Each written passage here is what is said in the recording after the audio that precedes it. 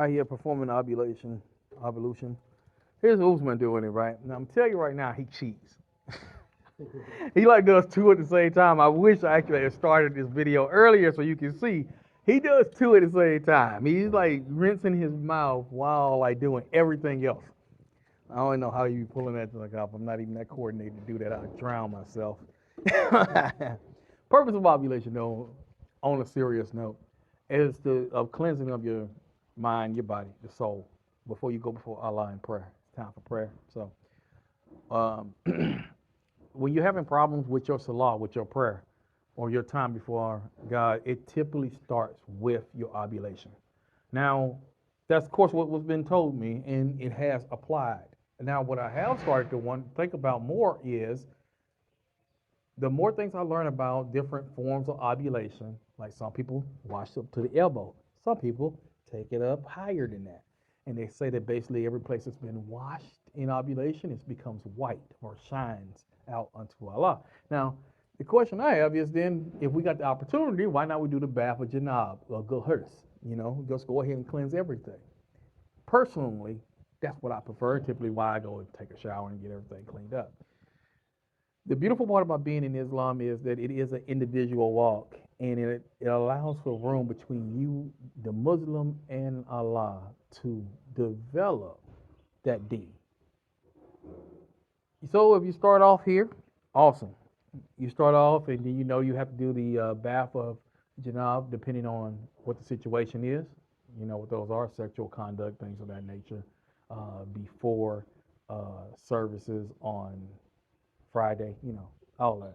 Or you're doing, the basic here as well as Taimon, which we use this stone here, which I got to rewash off. Uh, Either way, Allah sees the heart and the intent, and that's where we're really at, the intent. And the intent is that you want to come before Him clean because you love and respect Him. All right, guys, after you get done praying, we'll be back on here because we got 2 projects sitting in front of us, possibly 3, that we need to sit down and discuss, and I want to show y'all some details of it. Assalamu alaikum. We'll be back here shortly, though. Say that again? Talking about the Ayatul Kursi, the Mm-hmm. prayers and the dua. Yeah. You can use it in prayers, like when praying, Mm-hmm. because it's part of the surahs of the Holy Quran. Yes. But it's also a vital, a very important dua. Mm-hmm. So normally, like it's been said, when we're done with the prayers like this, you can recite Ayatul Kursi, then Ikhlas, Falak, and Nas, and then so when you do that in the morning till evening, there is no demonic or satanic or evil or anything that can penetrate you. It's just like something has already sealed you from top to bottom, all around. So nothing satanic will penetrate you. So if you do that in the evening also, it will continue till in the morning. In the evenings, all the dark things, dark like devils and stuff like in the evening, nothing will have can even get access to you till the following morning. So that's why basically it's like it's open, like they said, it's very nice. It's not compulsory, Mm-hmm. but it's mandated for you to at least recite them after every prayers. Then you can continuously protect yourself from any form of harm. And it's in Islam, of course. The intention is the main thing. However, you're trying to perform, or you're trying to perfect that praise, because the dua is one. It serves as protection, but it also serves as a form of worship, right? Yes. So these things here allows you to perform worship and protect you at the same time. If you don't mind, if you can, because I'm going to send this to someone anyway, as well as the YouTube audience. Let's say, okay, bam, this is hey, you can do this in English? You can do all of that in English? The dua side? Yeah. Yeah, Okay then. you can do it in any No, language you want. well, yes, but I'm asking, could you perform it in English? Normally when it is the praying side, Like you you. have to do Can you do it now? Like, can you actually demonstrate it? That's what I'm trying to ask first. like the Like, Alta yeah. Can you say it in English? Maybe I don't. Okay normally then. cram it in Arabic. You do it, and it's the same thing with E-class, right? Yeah. Okay. Yeah. Well, let's demonstrate it in Arabic. Okay, if you don't mind. No, So, that's just simple. Like when you read it, it's just Ayatul Kursi. Like it's one of the verses in the chapters, the second chapter of the Holy Quran, which is Baqarah, which they call cow. mm-hmm. So it's just a chapter there. Like you know when it says Ayatul Kursi, Allahu la ilaha illa huwa al-hayyul qayyum la ta'khudhuhu sinatun wa la nawm Mm-hmm. lahu ma fi samawati wa ma fil ardi man dhal ladhi yashfa'u indahu illa bi idhnihi يعلم ما بين أيديهم وما خلفهم ولا يحيطون بشيء من علمه إلا بما شاء وسع كرسيه السماوات والأرض ولا يئوده حفظهما وهو العلي العظيم قل هو الله أحد والله الصمد لم يلد ولم يولد ولم يكن له كفوا أحد قل أعوذ برب الفلق من شر ما خلق ومن شر غاسق إذا وقب ومن شر النفاثات في العقد ومن شر حاسد إذا حسد قل أعوذ برب الناس مالك الناس إله الناس من شر وسواس الناس الذي يوسوس في صدور الناس من الجنة والناس. And then there you go. And then you rub it, so And you rub it in. by the grace of God, nothing harm will come in you. Now, If you can't recite it in Arabic, then you can just take the English translation version of it and then yes. do the dua and do. Now, God knows every language human being speaks. yeah. Every genes. Let me. I'm gonna also quickly go inside, grab my Quran, and I'm gonna show y'all this. That wasn't just Alter Takusi. That was also what? That was that E-class and. So what now? E-class, Falak, and Nas. Okay. See. All right then.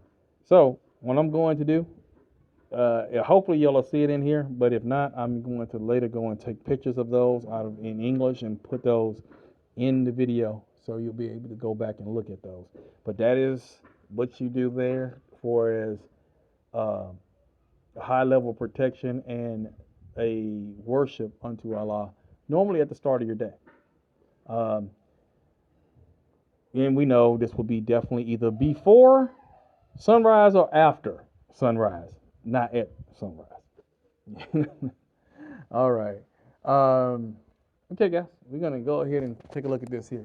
Okay, what were you asking about? You said what came in today? Mm-hmm. Well, you asked me about something. You said, what did that come in? When we first came out the door.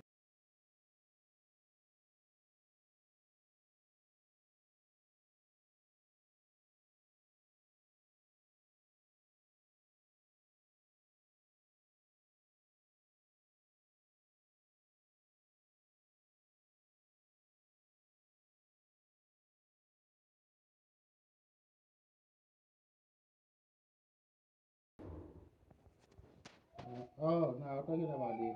That's what I was telling you. Let's go ahead. That's what I was saying earlier. Yeah, we got the tote ready or getting it ready. We did some videos showing it. This right here will be one of the first stages of the fish tank. So right now, I was trying to see if I can get along with cleaning it up, I was trying to get the valve to work, and it seems to be jammed shut. This used to have paint in it. It used to be, there is some still in here. So when I cut open the top, I'll get inside, get it all cleaned out of it, because, you know, that's, and it's funny because I'm gonna clean it out, but yeah, I'm gonna still spray paint it. But yes, I don't know what kind of paint that was, so I'm gonna get that out of there. This is the bottom? Hmm? That's the bottom? Yeah. Yes, it's the bottom. Mm-hmm. Yeah, maybe you might need this, like draining and put it in the new one. That's why I wanted to try to get the valve working, but I'm gonna try to do a couple of things, take the seals out before I damage the seals, and maybe put some of that lacquer thinner in it and see if I can break up the paint and get it churning. But if you put that lacquer thinner on those seals, you didn't ate those seals up, so it'll be leaking water the whole time anyway. So. Okay. We're gonna take it probably about down to here. So it's gonna probably cut this section with the angle grinder. Cut that same section off. This then gets flipped, and underneath there's supports that you have to take off with screws. Rescrew those supports back in, and it holds that top section in place. So then this gets put back in there, and you have that sitting above it. We are going to go ahead and do a video with the bell siphon that we're going to make for this, and use the bell siphon concept. I'm going to test that rock out there, because I'm going to try the gray rocks first, because, you know, What you do is you just take something like vinegar, something acidic, and you drop it on there. And if it fizzes or bubbles, you can't use that rock. It's gonna react. But if it don't fizz or bubble, you can use that rock as a grow media. So we're gonna use that for grow medium. I want to just do everything that's easily, readily available to find right around here, and inexpensive, cheap if possible. I mean, free if possible. This wasn't free, guys. This was 2,500 Delasi. I think I mentioned that in the last video. But you know, there's some out here for 6,500 Delasi, so it was a deal. Now we've been trying to catch this one guy who said he got them for 1,000 Delasis, but we never could catch up with him.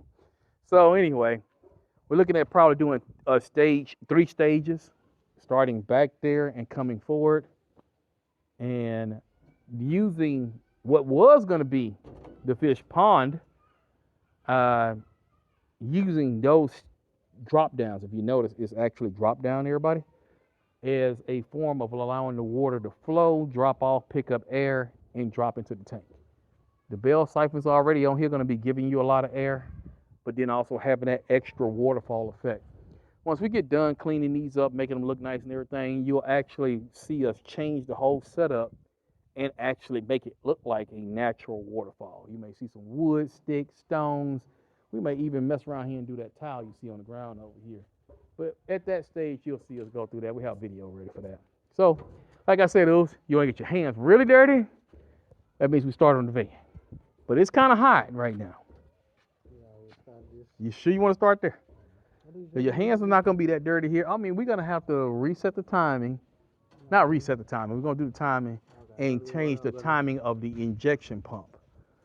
But I ain't going to tell you no lie. I am wondering, because of how it started to respond, was there something clogged in that muffler or in that muffler area and it's giving us some back pressure issues? Because when it was off, it crunk up just fine. Even seemed like it ran just fine.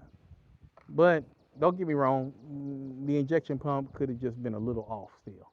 Yeah, that's what I'm thinking. That's what I'm thinking. It's either that or either one of the injectors clogged up after we get another injector in there. We do. So we have that option.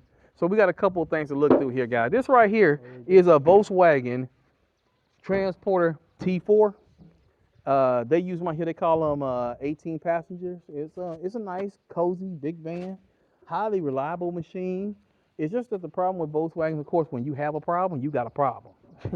But you can fix them very easily, and these vehicles are in abundance out here. The Volkswagens, you can see this one, and you see that one back there. Be honest with you, only why that one's still here is just because I hadn't even started on it yet. This had my attention, and we went through 2 different drivers driving it and damage on each situation. We got through rainy season. Rainy season only ended like maybe a week and a half ago. So now it's just time to go ahead and get the job completely done, get it back on the road. Transportation is a lucrative way of making some funds. When this vehicle was on the road, we did all right. So it supported both households easily. So it does work. Now, don't get me wrong. There are 2 problems. In this country, most vehicles are not new. So don't say, hey, why didn't you start off with a new vehicle? If you ever come here, you'll notice that don't happen. The other thing is drivers. They need to have the experience of the road conditions and have experience driving sensibly. If you come here, you'll see what I'm talking about. Some of these drivers here, they're scared to hit the brake until they're right on top of each other. Okay? I think probably before me showing up here, Ooze didn't even really too much care or notice about it. Now, Ooze has been here with me, and the driving differences, the comments I make, there's a difference, okay? So you just got to get a good, experienced driver in here. And as you said, the other mechanics have told you that will specialize their work on these, state that not everybody can drive a Volkswagen Transporter. For me personally, I don't see a real big problem with them. They're stiffer. That's about it. They're stiffer. And it could be this model as old as it is. So I know, like, when you start getting up to the T5, they're a lot smoother and easier to drive. The Volkswagen Golfs here, you're going to see those all over the place. They're just fine. You know, you got a lot of bad road conditions, but an experienced driver knows how to deal with those road conditions. So, yeah, you really got 3 factors. You have You're not going to get a new vehicle here. Then two, you're gonna have to get experienced drivers. Three, road conditions. So anyway, we've been trying to get this thing time, the injection pump time just right so it'll run properly. Right now we crank it up, she'll start, but whenever you start moving around, she doesn't really move right and then likes to try to shut off. So we don't think we're still getting the fuel at the exact right time. So you can watch us along here today as we kind of get it set up. But right now, first off, we have a different problem. Oh, and this problem is one that brings up to you. When you buy a vehicle here in the Gambia, one of your many problems will be they do a lot of customization here. They do a lot of changing up, rigging things up. And that's going to be making it very difficult to do a repair if you're going by tech manuals.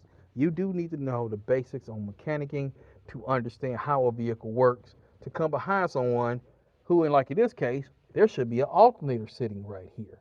It is not. It's down there with a wood block and one bolt holding it in place. Yeah, you heard me right. Because if you look right there, you'll see the tip edge of that wood block. All right? So sometimes you just don't have the materials and they make do with what they can. And that's what you're really getting at there. You have that, and then you have also skill levels. So, as they say, let's do a vocabulary lesson on this test. You want to do a don't laugh. We got to do this. Let's do a vocabulary. Okay. What does it mean when they say it's reconditioned? Basically, that simply means like those are the vehicles that have been running in US or in Europe for probably God knows 15, 20 years, so, but never been run in the Gambia or in Africa. They call them reconditioned. That's reconditioned. Yeah. Now there you go, guys. When we think reconditioned, we think somebody then pulled the parts. These are parts off cars. We think somebody then pulled the seals out, replaced the seals, made all this stuff that's functioning, brand new, cleaned up everything, and put in new parts. We call that reconditioned. No. Reconditioned solely just means that part comes off a vehicle that has not been used in the Gambia. That's it. So keep that in mind when you hear people talking. What's another one that I had to learn? Let's see. What it was something else. Recondition. What's the other one? Man, what's the other one? There's another one that's really important too. God damn, I can't think of what it is. There was another one, guys. We're gonna figure out what that word is. Actually, I started thinking about that at first. So recondition was the first one. The other thing is the concept of new. New here normally means it looks clean and shiny. Doesn't mean that it's actually new. So someone tells you they got something new to sell you, until you see it, don't believe it. Condemn. Condemn is the other one. All right. Well, we do got an example on here. Or have we actually fixed most of that stuff? Oh, yeah. Let's say like the reason why that alternator down there because there was once an AC, okay? Let's just say that AC is there, and instead of fixing the AC, they would do what? Condemn it. Basically, they'll shut it down from functioning status and try to get it out the way so that everything will still function without it. We do the same thing, but we don't necessarily call it condemning. If your alternator, if your if your AC goes out in the U.S., we normally have like a dummy pulley or something of that nature where you put it in the place of the AC pulley, so everything's still spinning the same, but you don't have your AC compressor or clutch getting in the way of the functioning of the vehicle. So we do something very similar, but you would have to have seen what this vehicle looked like at first to really appreciate what I mean. I'm showing you things you probably don't know what you're seeing. You see these lines here? They cut these lines. These are all brake lines. ABS. Yep, that was cut.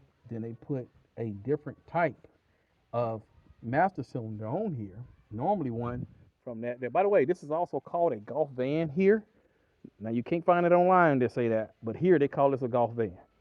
So a lot of the times when you see changed out parts or stuff like that, it comes off that golf over there. So they will put a golf master cylinder on there and can break it down to just 2 lines instead of the 4 lines because it actually has rear brakes too. So you see a little bit of this is one of the leftover things that we have to take care of on this situation where they have condemned them. Because if you go up underneath there, you see where they crushed the line, so no airflow should be going back in. The left rear is missing the caliper altogether, brake caliper altogether, and the right rear is there, but I don't know if it functions or not. So, of course it don't function because it ain't got no brake fluid in. But I mean, after you get brake fluid to it, is it functioning? So, we got us a little bit to do here today. We're gonna definitely check this out. But one of the things I'm gonna cut the video off on and get started on. We've been having problems with bolts that fit up. These are the right bolts, but then that head gave out on me. VW likes to use these hex heads and star heads and all this stuff and special heads that's their sizes. Got it screwed up in here, and then it, I guess, had some boogered up threads on there. Stopped right there, and now has gouged out the inside. So we got to take that off, re-put another one in there, get this starter held in here good and tight. So we're gonna do that off camera. You don't, because all I'm doing is replacing the bolt, and that's gonna probably take some time. All right, guys, that's us working on the T4 transporter, 2.4 liter diesel. Oh, another terminology difference. Diesel is called what here? Gas oil. Gas oil. Gas oil. When you sit there and think about it, it makes sense. But I got around here and I kept saying diesel to people and they know what I was talking about. Only certain people knew diesel was gas oil. So remember that, guys. Gas oil is diesel. Gasoline is petrol. Okay? All right, guys, we're going to hold up right there. Hopefully we get back to y'all.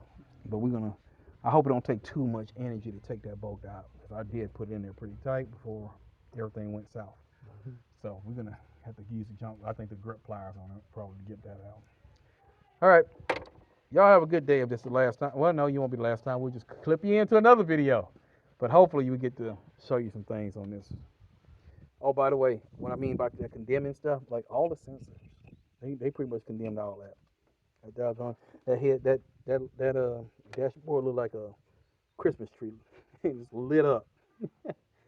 So when you get a vehicle here, be prepared for that kind of stuff. Take your time. Work through it. If you got good mechanical talents, it can be repaired. And it probably ain't going to cost you that much. So just walk your way through it. All right, guys. We'll see y'all in a little bit.